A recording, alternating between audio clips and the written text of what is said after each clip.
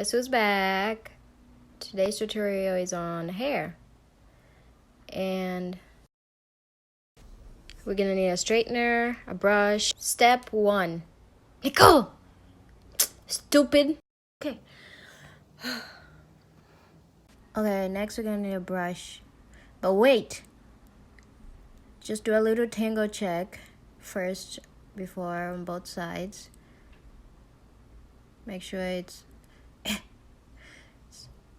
right. Step 2, or whatever we are, you need a comb. Then brush both sides, make sure it's untangled.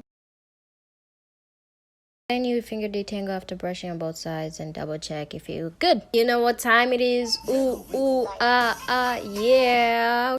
Alright, put some of that gel on your edges. You know, I have some, it looks like it. Style that edge. Blah. Got some hair in your mouth. Alright, next, make sure you do your next side. And if it doesn't work out, just tuck that in with your sewing. Yep, tuck that in.